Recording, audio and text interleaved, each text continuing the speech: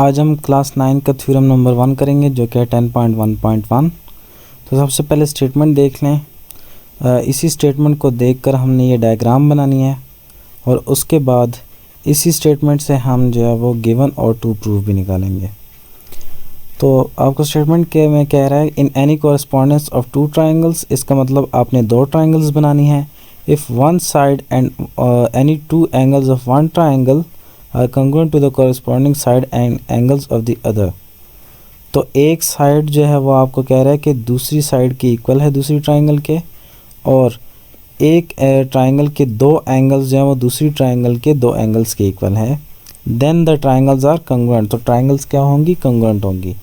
तो आपने डायग्राम कैसे बनानी है? सबसे पहले दो ट्राइंगल्स बना लेनी है, उसके बाद कोई एक साइड जो है वो दूसरी ट्राइंगल की एक साइड के इक्वल कर दें, और कोई सी दो एंगल्स जो हैं वो दूसरी ट्राइंगल के दो एंगल्स के इक्वल कर दें।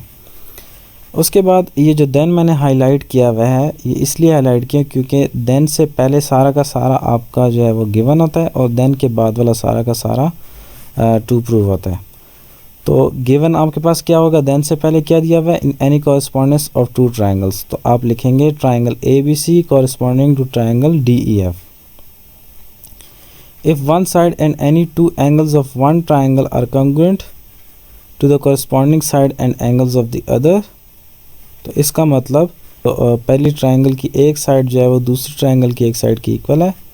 इसी तरह से पहली जो ट्राइंगल इसके दो एंगल्स जो हैं वो दूसरी ट्राइंगल के दो एंगल्स के इक्वल है। मतलब एंगल B जो है वो एंगल E की इक्वल है और एंगल C जो है वो एंगल F की इक्वल है। तो आप लिखेंगे angle B is equals to angle E, angle C is equals to angle F और BC equal to EF। To proof जो है वो देन के बाद होता है, तो देन के बाद क्या लिखा हुआ है? The triangles are congruent. तो टू प्रूफ आपका होगा triangle ABC congruent to triangle DEF। Construction आप करेंगे कि suppose AB not equal to DE, यानी ये जो AB साइड है सपोज करें कि DE की इक्वल नहीं है, तो हम एक ऐसा पॉइंट ले लेंगे DE के ऊपर जिसका नाम D डैश हम रखेंगे, और ये हमारे पास जो साइड बन जाएगी D डैश E, AB जो है वो इसके इक्वल हो जाएगा। यानी AB अगर DE की इक्वल नहीं है तो D डैश E के इक्वल होगा। तो suppose AB not equal to DE, take a point D dash on DE such that AB congruent to D dash E। उसके बाद D डैश को जो है वो F से ज्वाइन भी कर लेना है। उसके बाद स्टेटमेंट्स और रीजंस में आप हमेशा जो है वो वहाँ से कंस्ट्रक्शन से स्टार्ट लेते हैं। जब आपने कंस्ट्रक्शन की होती है वहीं से आपने कोशिश करनी होती है कि आप स्टार्ट करें स्टेटमेंट्स को।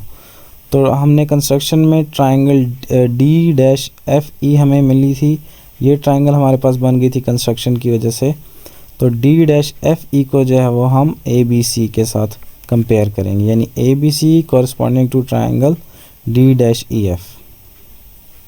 तो अब हमारे पास ट्राइंगल D डैश EF और ट्राइंगल ABC में AB जो है वो D डैश E के इक्वल होगा, क्योंकि हमने कंस्ट्रक्शन की थी कि AB जो है वो D डैश E के इक्वल होगा, कंस्ट्रक्शन है। उसके बाद BC इक्वल टू EF है, BC इक्वल टू EF जो कि गिवन था हमें। उसके बाद एंगल B जो है वो एंगल E के इक्वल है, ये भी हमें गिवन था। कोई सी तीन चीज़ें जब हम इक्वल प्रूफ कर दें या कंग्रुएंट प्रूफ कर दें तो ट्राइंगल्स जो है वो कंग्रुएंट हो जाती हैं।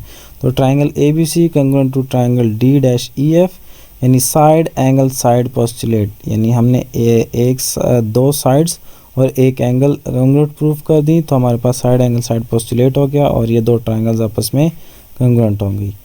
अब इन ट्राइंगल्स की जितनी भी साइड्स हैं, जितने भी एंगल हैं, वो सब के सब आपस में इक्वल होंगे। तो हम ये लिख सकते हैं कि एंगल C जो है वो एंगल D डैश FE की इक्वल है।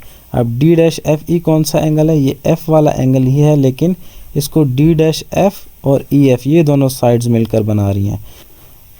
और D डैश FE और DFE में फ़र्क है। DFE जो है वो बड़ा एंगल है, जबकि D डैश FE जो है वो छोटा एंगल है, जो कि हमें दिख भी रहा है।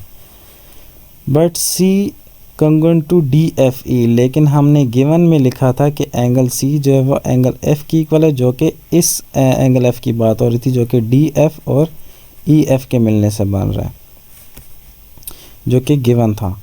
तो इसका मतलब कि अगर लेफ़्ट हैंड साइड इक्वल हैं, यानी C जो है वो C के इक्वल होगा, तो राइट हैंड साइड्स भी इक्वल होंगे, यानी D डैश FE और DFE भी इक्वल होंगे। तो हमने यहाँ पे लिख सकते हैं कि D F E equal to angle D dash F E, क्योंकि दोनों जो है वो सी के इक्वल हैं।